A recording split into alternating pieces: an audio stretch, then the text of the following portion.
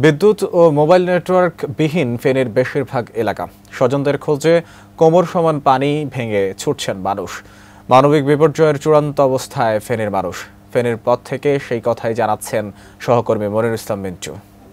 বাংলাদেশের উজানে অর্থাৎ ভারতের মিজোরাম, আসাম, ত্রিপুরায় যে বন্যা, সেই বন্যার ভয়াবহতা বাংলাদেশের মৌলভীবাজার এবং হবিগঞ্জের মধ্য দিয়ে ফেনীর অবস্থা এখনও বেশ খারাপ।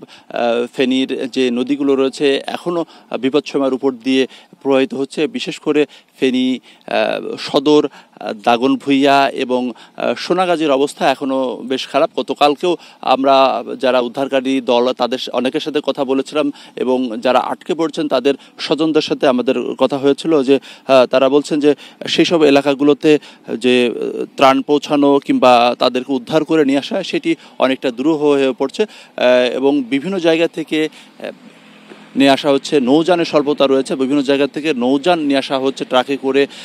আশা করা যায় যে আজকে হয়তো বা বন্যা পরিস্থিতির আরেকটু উন্নতি হবে। বিশেষ করে সোনাগাজী, দাগনভূঞা এবং ফেনী সদর অবস্থা বেশ খারাপ রয়েছে।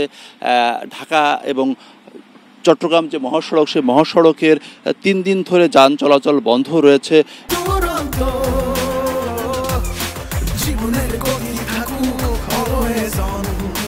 পানিতে তলিয়ে গেছে।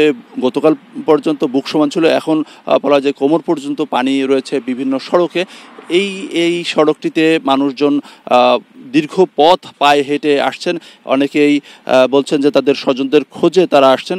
গত 4 দিন ধরে ফেনীতে বেশিরভাগ এলাকাতেই বলা যায় যে এবং প্রায় পুরো ফেনী বলা যায় যে বিদ্যুৎবিহীন রয়েছে। বিদ্যুৎবিহীন থাকার ফলে মোবাইল চার্জ দিতে পারছে না এবং মোবাইল নেটওয়ার্কও এখানে কাজ করছে না, যার কারণে স্বজনরা কে কোথায় আছে সেই বিষয়গুলো কিন্তু অনেকেই খোঁজখবর নিতে পারছে না, যার কারণে দূর দূরান্ত থেকে এখানে মানুষ ছুটে আসছেন।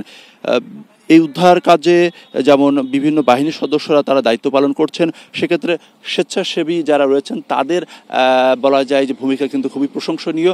যদিও প্রতিকূল পরিস্থিতির মধ্য দিয়ে কাজ করতে হচ্ছে, কারণ প্রচুর স্রোত রয়েছে, বিশেষ করে ছাগলনাইয়া, বিশেষ করে সোনাগাজী এবং ফেনী সদরের অনেকটা এলাকায়। সেসব এই জায়গাগুলোতে আজকে হয়তো চেষ্টা থাকবে যে যারা আটকে পড়েছে তাদেরকে উদ্ধার করে নিয়ে আসা কিংবা তাদেরকে ত্রাণ পৌঁছে দেওয়া। গতকাল কিন্তু বেশিরভাগ এলাকাতেই সেটি সম্ভব হয়নি।